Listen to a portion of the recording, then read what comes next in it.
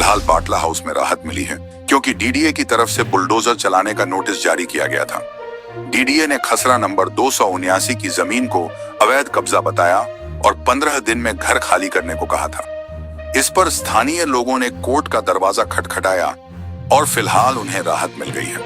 Court के आदेश के बाद पुलिस ने इलाके से बैरिकेड्स हटा दिए हैं और अब माहौल थोड़ा शांत नजर आ रहा है। बताया गया कि जिस जमीन पर कार्रवाई होनी थी उसमें से ज्यादातर हिस्सा अवैध है और केवल 2 बीघा से थोड़ी ज्यादा जमीन पर ही अवैध निर्माण है। इस बीच आम आदमी पार्टी ने बीजेपी पर हमला बोला है। आपका कहना है कि बीजेपी ने पहले जहां झुग्गी वहां मकान देने का वादा किया और अब उन्हीं झुग्गियों को तोड़ा जा रहा है। अशोक विहार, वजीरपुर और कालकाजी जैसे इलाकों में भी हाल ही में झुग्गियों पर बुलडोजर चला। मुख्यमंत्री रेखा गुप्ता ने कहा कि झुग्गी वासियों को बसाने की योजना चल रही है और जो अफवाह फैला रहे हैं उनके खिलाफ कार्रवाई की जाएगी। फिलहाल बाटला हाउस में राहत मिली है, लेकिन मामला अभी पूरी तरह खत्म नहीं हुआ है। दिल्ली में 2 बर्खास्त पुलिसकर्मियों पर घोटाले का आरोप लगने के बाद अब उनके खिलाफ केस चलाने की मंजूरी मिल गई है। उपराज्यपाल विनय कुमार सक्सेना ने राकेश शर्मा और खुशीराम नाम के इन दोनों पुलिसकर्मियों के खिलाफ मुकदमा चलाने की इजाजत दी है। इन पर लाइसेंस के नवीनीकरण में गड़बड़ी करने, फर्जी रसीदें जारी करने और सरकारी पैसे में हेराफेरी करने का आरोप है। जांच में पता चला कि हथियार होटल भोजनालय और प्रेस लाइसेंस जैसे दस्तावेजों के रिन्यूअल के लिए जो पैसा लिया गया वह सरकारी खाते में जमा नहीं किया गया। इसके बजाय नकली रसीदें बनाकर लोगों से नकद पैसा लिया गया और उसे हड़प लिया गया।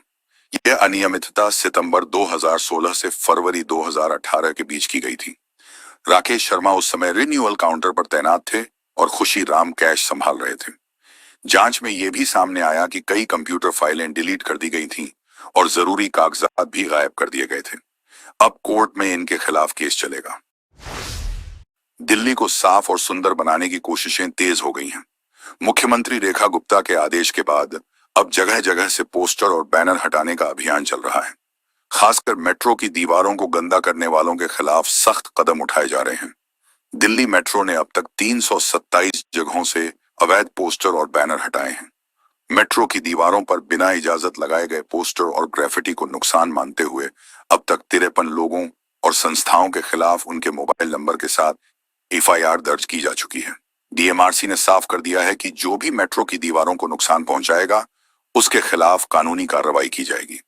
इसके लिए एक खास निगरानी टीम बनाई गई है जो नियमित तौर पर दीवारों की जांच कर रही है। यह भी तय किया गया है कि सफाई के बाद दीवारों को खास एंटी कार्बोनेशन पेंट से रंगा जाएगा ताकि वे लंबे समय तक साफ रहें। कुछ स्टेशनों पर दीवारों को आकर्षक डिजाइन से सजाने की भी योजना बनाई जा रही है। दिल्ली में जस्टिस यशवंत वर्मा के सरकारी घर में आग लगने के बाद स्टोर रूम से जली और अधजली नकदी मिलने का मामला अब बड़ा बन चुका है। सुप्रीम कोर्ट की बनाई गई जांच समिति ने पहली बार साफ किया है कि वहां नकदी देखी गई थी और इसके चश्मदीद 10 लोग हैं जो दिल्ली फायर सर्विस और पुलिस से जुड़े हैं। जांच में पता चला कि स्टोर रूम तक सिर्फ जस्टिस वर्मा और उनके परिवार की ही पहुंच थी। आग बुझाने पहुंचे फायर ऑफिसर और पुलिस वालों ने वहां 1.5 फीट ऊंचे 500 के नोटों का ढेर देखा।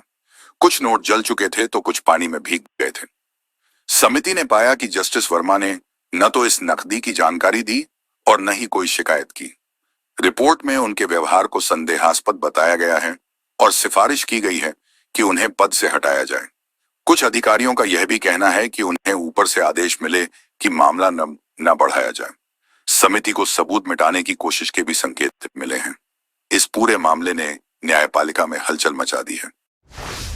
दिल्ली से लेह जा रही इंडिगो की फ्लाइट में उड़ान के दौरान तकनीकी खराबी आ गई, जिससे पायलट को विमान वापस दिल्ली लाना पड़ा। उड़ान संख्या 6E2006 ने जैसे ही दिल्ली से उड़ान भरी कुछ देर बाद पायलट को तकनीकी दिक्कत का पता चला।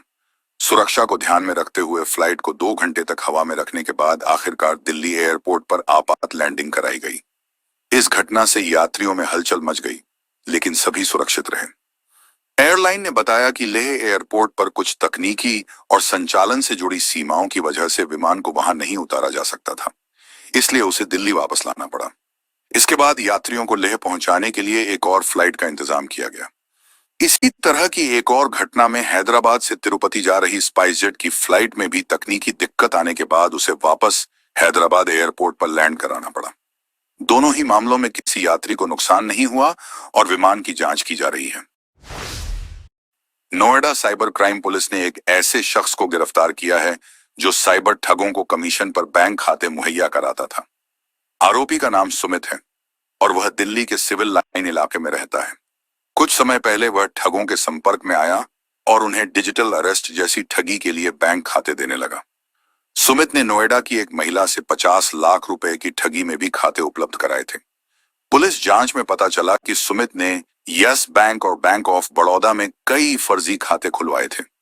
महिला की ठगी के पैसे डाले गए वहां से आरोपी ने खुद जाकर पैसे निकाले और ठगों को उनका हिस्सा दिया। ठगी की रकम में से 2,57,000 रुपए पुलिस ने फ्रीज करा दिए हैं, जिन्हें जल्द ही पीड़ित को लौटाया जाएगा। इस मामले में पुलिस पहले ही एक आरोपी को लखनऊ से गिरफ्तार कर चुकी है और अब गिरोह के मुख्य सरगना की तलाश जारी है, जो विदेश में हो सकते हैं। आरोपी के खिलाफ यूपी और महाराष्ट्र में पहले से भी शिकायतें दर्ज हैं।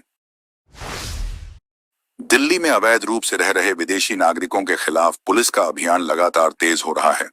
हाल ही में पूर्वी दिल्ली के आनंद विहार इलाके से पुलिस ने 12 बांग्लादेशी नागरिकों को पकड़ा है, जिनमें 6 नाबालिग भी शामिल हैं। सभी बिना किसी वैध दस्तावेज के भारत में रह रहे थे और नदी के रास्ते बांग्लादेश की सीमा पार कर यहां पहुंचे थे।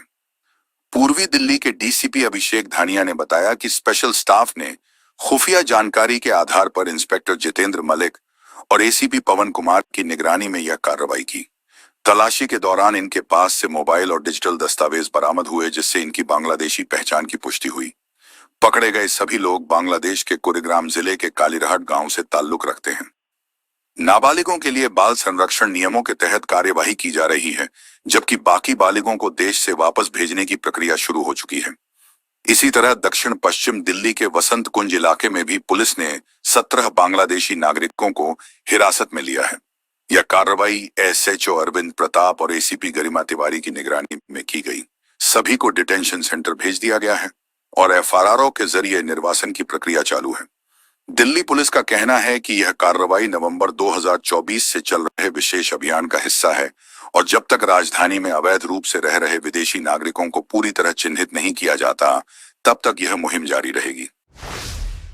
कांग्रेस की पूर्व अध्यक्ष सोनिया गांधी को पेट में संक्रमण की शिकायत के बाद 15 जून को दिल्ली के सर गंगाराम अस्पताल में भर्ती कराया गया था। अब उनकी तबीयत में सुधार है और डॉक्टरों की सलाह के बाद उन्हें अस्पताल से छुट्टी दे दी गई है। अस्पताल के चेयरमैन डॉ.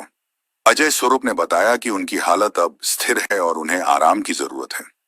इससे पहले डॉक्टरों की टीम ने जानकारी दी थी कि सोनिया गांधी को पेट के संक्रमण का इलाज दिया गया, जो सफल रहा। इलाज के दौरान उन्हें लगातार निगरानी में रखा गया और अब वे घर पर रहकर आगे की देखभाल करेंगी।